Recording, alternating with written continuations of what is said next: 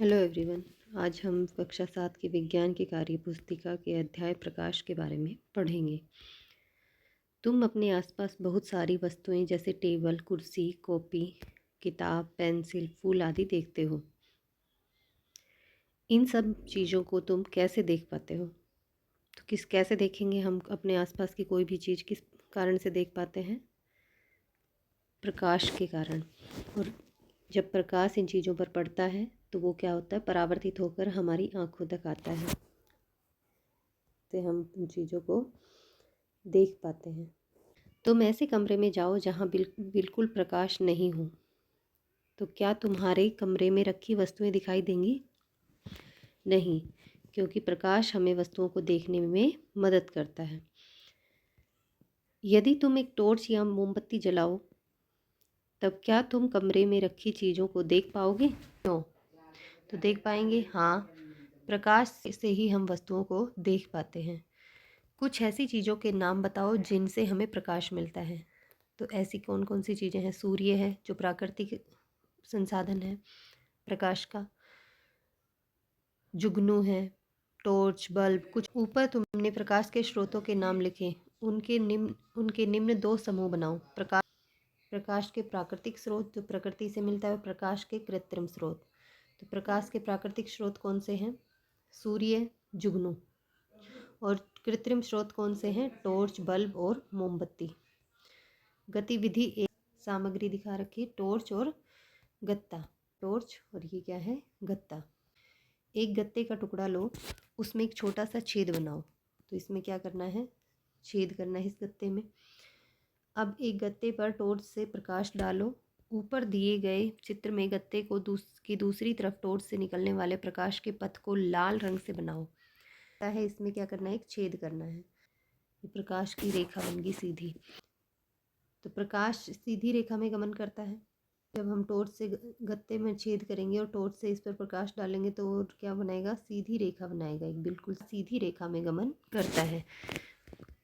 जो रास्ते में अपारदर्शी वस्तुएं आती हैं उनसे क्या बन जाती है? उसकी छाया बन जाती है। तो तुम अपने दैनिक जीवन में कोई दो अन्य अनुभव बताओ जो यह दिखाते हैं कि प्रकाश सीधी रेखा में गमन करता है। तो उसके अलावा और कोई दो उदाहरण जो हमने चैप्टर में पढ़ा था कि प्रकाश सीधी रेखा, जैसा कि हमने चैप्टर में पढ़ा था कि एक हमने मोमबत्ती ली थी और उसको एक सीधी पाइप से हमने देखा। जब हम सीधी पाइप से मोमबत्ती को देखेंगे तो मोमबत्ती हमें दिखाई देगी। इसका मतलब क्या है? कि प्रकाश सीधी रेखा में गमन करता है। लेकिन अगर इसी पाइप को हमने मोड़ दिया, इसी मोमबत्ती को अगर हम एक मुड़ी हुई पाइप से देखने की कोशिश करेंगे तो मोमबत्ती दिखाई देगी? नहीं दिखाई देगी। तो इसका मतलब क्या है? प्रकाश हमेशा कैसी रेखा में गमन करता है? सीधी रेखा में गमन करता है। यदि किसी कमरे में सूर्य का प्रकाश सीधा प्रवेश ना कर रहा हो, तब भी उसमें रखी वस्तुएं हमें क्यों दिखाई देती हैं? तो ऐसा किस वजह से होता है? सूर्य का प्रकाश अगर कमरे में नहीं है तब भी हमें चीज़ें कैसे दिखाई देंगी? प्रकाश के प्रकीर्णन और या विसरण। प्रकीर्णन या विसरण मतलब बिखरना। प्रकाश का क्या होना? बिखरना। और प्रकाश का क्या होना? परावर्तित होना। चीज़ों से, वस्तुओं से टकराना और फिर दोबारा से परावर्तित होना। इस तरीके से हम वस्तुओं को देख सकते हैं। उस कमरे में भी क्या रहता है? प्रकाश रहता है, बिना सूर्य के प्रकाश के। पक्के फर्श और खुरदरे फर्श पर पोछा लगाने पर पक्का फर्श चमकता हुआ क्यों दिखाई देता है? एक पक्का चिकना फर्श है और दूसरा क्या है? खुरदुरा फर्श है। अब इन दोनों पे हमने क्या करा? पोछा लगाया तो पक्का फर्श चमकता हुआ दिखाई देता है। ऐसा इसलिए होता है कि जो पक्का फर्श होता है वो एक दर्पण की तरह काम करता है। इस पर जब प्रकाश टकराएगा तो वो क्या होगा? परावर्तित हो जाता है। पड़ने वाला प्रकाश जो होगा वो क्या होगा? परावर्तित हो जाएगा। परावर्तन कैसा होगा? नियमित परावर्तन, क्योंकि सीधी सतह है, चिकनी सतह है तो प्रकाश। लेकिन ये कैसी खुरदुरी सतह है? तो खुरदुरी सतह पर प्रकाश परावर्तित तो होगा, लेकिन कैसे होगा? अनियमित। अनियमित परावर्तन होगा। ऐसा परावर्तन होगा अनियमित परावर्तन। और ये कैसा होता है? अनियमित परावर्तन। आगे क्या कहता है? शीशे के सामने खड़े होकर अपना दायां हाथ मोड़ो। तो शीशे के सामने खड़े होकर ये कौन सा हाथ मोड़ा इसने? दायां हाथ। लेकिन शीशे में ये हाथ कौन सा दिखाई दे रहा है? बायां हाथ। तो ऐसा किसके कारण होता है? ऐसा पार्श्व परावर्तन के कारण होता है कि जो शीशा होता है उसमें प्रतिबिंब कैसा बनता है? शीशा कौन सा दर्पण होता है? समतल दर्पण। कैसा दर्पण होता है? समतल दर्पण। इसमें समान साइज का प्रतिबिंब बनता है, समान दूरी पर बनता है, आभासी प्रतिबिंब बनता है। लेकिन कैसा होता है? पार्श्व परावर्तन, कि हमारा सीधा हाथ उल्टा दिखाई देगा और उल्टा हाथ सीधा दिखाई देगा। समतल दर्पण के समांतर रखी किसी आकृति का दायां भाग बायां और बायां भाग दायां दिखाई देता है। इस घटना को क्या कहते हैं? पार्श्व परावर्तन। तो ये किसकी वजह से होता है? ऐसा पार्श्व परावर्तन। अब ये क्या है? अगला स्टेनलेस स्टील की चम्मच है। तो चम्मच के अंदर के हिस्से, अंदर का हिस्सा जो होता है वो कौन से दर्पण की तरह काम करता है? अवतल दर्पण की तरह। अवतल दर्पण कैसा होता है? अंदर की तरफ धंसा हुआ होता है। और ये इसमें बाहरी सतह, और बाहरी सतह चम्मच की किसकी तरह काम करती है? उत्तल दर्पण की तरह। उत्तल उभरा, ये चाहिए, जो उभरा हुआ हिस्सा होता है वो उत्तल लेंस का होता है। इससे दूसरा अपने आप समझ में आ जाएगा, जो धंसा होगा वो कौन सा हो जाएगा फिर? अवतल। तो एक चमकदार स्टेनलेस स्टील की चम्मच के अंदर वाले हिस्से में अपना प्रतिबिंब देखो। तो क्या ये प्रतिबिंब सीधा है? तो अवतल दर्पण का हमने देखा था, चम्मच के अंदर तो हमें प्रतिबिंब कैसा दिखाई देता है? उल्टा दिखाई देता है। चेहरा हमें नीचे की तरफ दिखाई देता है। अगर नज़दीक से देखेंगे तो कैसा दिखाई देगा? सीधा। और दूर से देखेंगे तो कैसा? उल्टा। प्रतिबिंब के साइज में और बिंब के साइज में क्या अंतर है? तो जो प्रतिबिंब अगर दूर से कैसा बनेगा? छोटा प्रतिबिंब बनेगा, और नज़दीक से कैसा प्रतिबिंब बनेगा? बड़ा प्रतिबिंब बनेगा। समतल दर्पण में बना हुआ प्रतिबिंब और इस प्रतिबिंब में क्या अंतर है? तो हम समतल दर्पण में प्रतिबिंब सीधा और समान साइज का बनता है। अवतल दर्पण में प्रतिबिंब उल्टा, सीधा, वस्तु से बड़ा या छोटा भी बन सकता है। ये किस पर निर्भर करता है? दूरी पर। अगर नज़दीक से देखेंगे तो वस्तु से बड़ा बनेगा, और दूर से देखेंगे तो वस्तु से छोटा।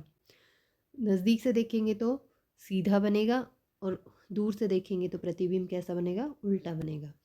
तो ये आप घर में भी करके देख सकते हैं चम्मच से। अब चम्मच के भीतरी पृष्ठ का उपयोग करके अपना प्रतिबिंब देखो। अब उसी में ही आगे क्या कह रहा है? अब चम्मच के भीतरी पृष्ठ, किस में देख रहे थे हम? भीतरी पृष्ठ में ही देख रहे थे। अब क्या कह रहा है? दूरी के हिसाब से चम्मच को अपने चेहरे के पास लाओ। तो चम्मच को क्या करना है? अपने बिल्कुल नज़दीक से देखना है। तो प्रतिबिंब कैसा दिखाई देगा? प्रतिबिंब सीधा और बड़ा बनता है। तुम अपने चेहरे से चम्मच की दूरी बढ़ाते हो तो क्या प्रतिबिंब में कोई फर्क दिखाई देते हैं? हाँ, ये हमने पहले ही पढ़ चुके। दूरी बढ़ाने पर प्रतिबिंब कैसा होता है? उल्टा व छोटा दिखेगा। दूरी बढ़ाने पर प्रतिबिंब छोटा व उल्टा दिखता है। दो क्वेश्चन है, एक ए और ब। जब दो दर्पणों को, ये क्या है? दर्पण है। दो दर्पणों को कोण पर झुकाकर, तो इन दोनों के बीच में कितना कोण है? 90 डिग्री का। ये लिखा भी है 90 डिग्री। तो दोनों कोणों को इस तरह से रखा है कि दोनों कोण एक दूसरे के साथ कितने डिग्री का कोण बना रहे हैं? 90 डिग्री का। अब इनके बीच में हमने क्या रख रखी है? एक मोमबत्ती। तो उसके कितने प्रतिबिंब बनेंगे? इसके कितने प्रतिबिंब बनेंगे? इसके लिए क्या होता है? फॉर्मूला होता है। तो प्रतिबिंबों की संख्या, तो कितने प्रतिबिंब बनेंगे? तो वो फॉर्मूला क्या है? n बराबर 360 डिवाइडेड बाई थीटा। तो थीटा क्या होता है? दर्पणों के बीच बनने वाला कोण। कोण पर ये दर्पण रखे होते हैं, उस कोण को किससे डिनोट करते हैं हम? थीटा से। तो हमें दिया गया है कि इतने कोण पर रखें, तो वो कौन है? थीटा। लेकिन अगर जो संख्या आई है वो अगर सम संख्या है, मान लो 2, 2, 4, 6, जो 2 से भाग होती हैं वो कौन सी संख्याएं होती हैं? सम संख्याएं होती हैं। तो अगर सम संख्या आती है थीटा से भाग करने पर, तो प्रतिबिंब की संख्या क्या होगी? -1 कर देंगे। उसमें से हम क्या कर देंगे? जो प्रतिबिंबों की संख्या आई, मान लो 4 आई, 4 संख्या आई, 90 से भाग दिया हमने, थीटा की वैल्यू क्या रखी? 90। तो क्या आ जाएगा? 4। उसको क्या करते हैं हम? अगर 4 वैल्यू आई है तो उसमें से क्या कर देंगे? 1 माइनस कर देंगे। तो प्रतिबिंबों की संख्या कितनी हो जाएगी?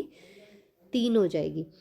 यहाँ 90 के साथ दिखा भी रखा है, बीच में मोमबत्ती रखी है, तो उसके कितने प्रतिबिंब बने हैं? 2 इधर और 1 इधर। तो कितने हो गए? 3 बने हैं।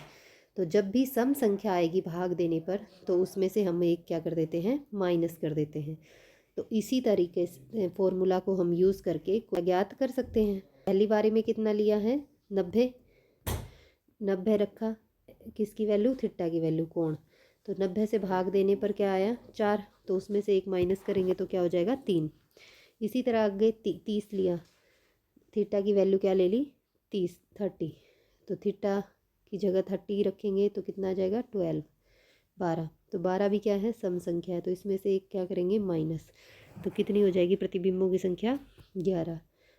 45 से भाग देने पर क्या आ रहा है 8, 8 भी कैसी संख्या है सम संख्या, तो इसमें से भी क्या करना पड़ेगा एक माइनस, तो प्रतिबिंबों की संख्या क्या हो जाएगी 7। उससे अगला कोण हमने थीटा की वैल्यू क्या ली 120 डिग्री, तो 120 से जब हमने 360 को भाग दिया तो वैल्यू क्या आई 3। 3 कैसी संख्या है विषम संख्या, तो इसका मतलब प्रतिबिंब यहाँ पे कुछ भी नहीं करना, तो बनने वाले प्रतिबिंबों की संख्या क्या हो जाएगी 3। नीचे लिखे कथनों को पढ़कर सही व गलत का निशान लगाओ, गलत कथनों को ठीक करके लिखो। तो वास्तविक प्रतिबिंब को पर्दे पर प्राप्त नहीं किया जा सकता, तो जैसा हमने चैप्टर में पढ़ा था कि वास्तविक प्रतिबिंब को हमेशा हम पर्दे पर प्राप्त करते हैं। ये दर्पण है, यहाँ बीच में हमने क्या रखी मोमबत्ती और यहाँ पे क्या लगा दिया पर्दा। अगर ये इसका प्रतिबिंब मोमबत्ती का प्रतिबिंब कहाँ दिखेगा दर्पण में, अगर ये प्रतिबिंब यहाँ से रिफ्लेक्ट होकर हमें पर्दे पर अगर प्राप्त होता है तो इसका मतलब ये कौन सा प्रतिबिंब होता है वास्तविक प्रतिबिंब, और ये कह रहा है कि वास्तविक प्रतिबिंब हमें पर्दे पर प्राप्त नहीं होता है, तो इसका मतलब ये कैसा हो जाएगा गलत हो जाएगा। और ये किस में देखा था हमने, ये अवतल दर्पण में वास्तविक प्रतिबिंब हमें प्राप्त हुआ था। आभासी प्रतिबिंब वस्तु से बड़ा होता है, भी नहीं है कि वस्तु से बड़ा होगा आभासी, तो वो आभासी जो समतल दर्पण बनाता है वो वस्तु के समान होता है हमेशा, उत्तल दर्पण बनाएगा वो वस्तु से छोटा बनाएगा, अवतल दर्पण जो बनाएगा वो कैसा बनाएगा वस्तु से बड़ा, तो ये गलत है कि वस्तु से बड़ा ही बनाएगा आभासी प्रतिबिंब, तो ऐसा नहीं है, छोटा बड़ा समान साइज का हो सकता है। जब परावर्तित किरणें दर्पण के सामने वास्तव में मिलती हैं तो कैसा बनता है आभासी प्रतिबिंब बनता है, नहीं कैसा प्रतिबिंब बनता है वास्तविक प्रतिबिंब बनता है। जब जैसे कि ये अवतल दर्पण है, प्रकाश की किरण टकराई तो ये परावर्तित होगी वापस मुड़ेगी, ये दूसरी ये फिर वापस मुड़ेगी, ये इस तरीके से जब ये सारी किरणें आपस में मिलती हैं तो ये प्रतिबिंब कैसा बनता है वास्तविक प्रतिबिंब, जिसको हम किस पे प्राप्त करते हैं पर्दे पर प्राप्त करते हैं। अवतल दर्पण से टकराकर जब ये सारी किरणें मिलती हैं प्रतिबिंब बनता है वास्तविक प्रतिबिंब बनता है, और कैसा बनता है उल्टा बनता है। अवतल दर्पण का उपयोग कहाँ कहाँ किया जाता है, तो कहाँ कहाँ किया जाता है दंत चिकित्सक द्वारा दांतों के चेकअप के लिए, क्योंकि अवतल दर्पण कैसा दिखाता है प्रतिबिंब बड़ा प्रतिबिंब दिखाता है। टॉर्च वाहनों के अग्रदीपों में इसका उपयोग किया जाता है। क्या स्वचालित वाहनों के पीछे के दृश्य को देखने के लिए इन दर्पणों का उपयोग किया जा सकता है, तो स्वचालित वाहनों में साइड मिरर होता है और एक बीच में सेंटर में ड्राइवर का मिरर होता है, तो क्या इनकी जगह पर अवतल दर्पण का इस्तेमाल कर सकते हैं अवतल दर्पण, नहीं क्यों नहीं कर सकते, क्योंकि अवतल दर्पण जो प्रतिबिंब बनाता है वो हमेशा उल्टा और बड़ा प्रतिबिंब बनाता है, तो ये उत्तल दर्पण का इस्तेमाल करा जाता है साइड मिरर में। क्यों, क्योंकि ये छोटा प्रतिबिंब बनाता है और छोटा प्रतिबिंब बनाएगा तो दूर तक के एरिया को कवर कर लेता है, लेकिन अगर इसकी जगह हम दर्पण का अगर इस्तेमाल करेंगे तो प्रतिबिंब कैसा बनेगा, एक तो उल्टा बनेगा और एक बड़ा बनेगा, तो बड़ा बनेगा तो वो ज़्यादा चीज़ों को दिखा ही नहीं पाएगा, कवर ही नहीं कर पाएगा। और जो ड्राइवर के पास जो मिरर होता है वो कैसा होता है दर्पण समतल दर्पण, जो जैसा है वैसा ही दिखाता है, आभासी प्रतिबिंब होता है लेकिन कैसा दिखाता है समान साइज का और समान दूरी पर दिखाता है। अवतल के क्या कहता है, एक उत्तल व एक अवतल लेंस की पहचान निम्न परिस्थितियों में किस प्रकार करेंगे। छूकर, तो जो उत्तल लेंस होते हैं वो कैसे होते हैं बीच में से मोटे और किनारों से कैसा होता है पतला होता है, और जो अवतल लेंस होता है वो किनारों से मोटा और बीच में से पतला, तो हम छूकर बता सकते हैं कि ये उत्तल लेंस होगा और ये अवतल लेंस होगा। अगला क्या कह रहा है, लेंस में किताब के अक्षर देखकर, तो लेंस से अगर हम किताब के अक्षरों को देखेंगे तो उत्तल लेंस जो होगा उसमें अक्षर कैसे दिखाई देंगे बड़े बड़े दिखाई देंगे, तो ये उससे भी पता चल जाएगा कि ये कौन सा लेंस है उत्तल। और अवतल लेंस में अक्षर कैसे दिखाई देंगे छोटे दिखाई देंगे। से आने द्वारा दीवार पर खिड़की से आने वाली धूप को फोकस करके, अगर हमें लेंस दे दिया हमें नहीं पता कौन सा लेंस है कि, तो उत्तल लेंस क्या करता है सारी किरणों को एक पॉइंट पर मिला देता है, इकट्ठी कर देता है, इसीलिए इस लेंस को क्या कहते हैं अभिसारी लेंस। आवर्धक लेंस या अभिसारी लेंस कहते हैं। तो प्रकाश से चमकदार बिंदु बनाता है। लेंस से अगर मान लो हमारे पास अवतल लेंस है और प्रकाश उससे टकराया तो वो क्या हो जाएगा, बिखर जाएगा, उससे कोई बिंदु हमें प्राप्त नहीं होगा। तो ये कैसा लेंस है, अपसारी, फैला देता है। अपने घर में पाए जाने वाले कुछ ऐसे उपकरणों की सूची बनाओ जिसमें उत्तल व अवतल लेंस का प्रयोग किया गया हो। तो उत्तल लेंस का उपयोग कहाँ कहाँ होता है, चश्मे में, जो दूर की दृष्टि, सूक्ष्मदर्शी में, माइक्रोस्कोप में, कैमरे में, दूरबीन में। अवतल लेंस का प्रयोग, तो अवतल लेंस का उपयोग भी किस में करा जाता है, चश्मे में करा जाता है जब निकट दृष्टि रोग हो। मतलब निकट की चीज़ें तो दिखाई देती हैं, दूर की चीज़ें दिखाई नहीं देती, तो उसको कौन सा दोष बोलते हैं, निकट दृष्टि दोष। तो इसमें इसका इस्तेमाल करा जाता है अवतल लेंस का। टॉर्च में, दूरबीन में, कैमरों में और दरवाजों में। तो वास्तविक प्रतिबिंब और आभासी प्रतिबिंब में अंतर लिखिए हैं। वास्तविक प्रतिबिंब, जो प्रतिबिंब हम पर्दे पर प्राप्त कर सकते हैं वो कैसा प्रतिबिंब होता है, वास्तविक प्रतिबिंब। लेकिन आभासी प्रतिबिंब को पर्दे पर प्राप्त नहीं किया जा सकता। और प्रतिबिंब हमेशा ही कैसा बनता है, उल्टा बनता है। होता है वो पर्दे पर प्राप्त नहीं किया जा सकता। और कैसा बनता है, ये हमेशा कैसा बनता है, सीधा बनता है आभासी प्रतिबिंब। अगली गतिविधि 2, बल्ब का लेंस बनाओ। कि मतलब क्या कह रहा है, बल्ब से ही लेंस बना दो। तो चित्र में दिखाए अनुसार, ये हमें चित्र में क्या दिखा रखा है, एक बल्ब दिखा रखा है, बल्ब के पीछे के हिस्से को तोड़ा जा रहा है। तो क्या कहता है, चित्र में दिखाए अनुसार बिजली का एक पारदर्शक बल्ब लो जो फ्यूज हो चुका हो। कैसे, बल्ब को नीचे ज़मीन पर रखो और उसकी काली चपड़ी, जो पीछे का हिस्सा होता है बल्ब के अंदर, वहाँ एक काली काली चपड़ी होती है ना बैक साइड में। इधर तो एक सिल्वर कलर का कवर होता है और उसके पीछे की तरफ काली काली चपड़ी होती है। उसको धीरे धीरे एक पत्थर से क्या करना है, हटा देना है, निकाल देना है। तो बल्ब के नीचे कोई कॉपी या कपड़ा रख लो ताकि बल्ब फूटे नहीं। कांच की नली होती है, उसको भी क्या कह, जिसमें तार लगे होते हैं, इस नली को एक लंबी कील फंसाकर इसको भी फोड़ना है। मतलब बल्ब को हिलाकर टूटी नली के कांच इत्यादि को एक कागज पर झाड़कर कचरा पेटी में सावधानी से डालें।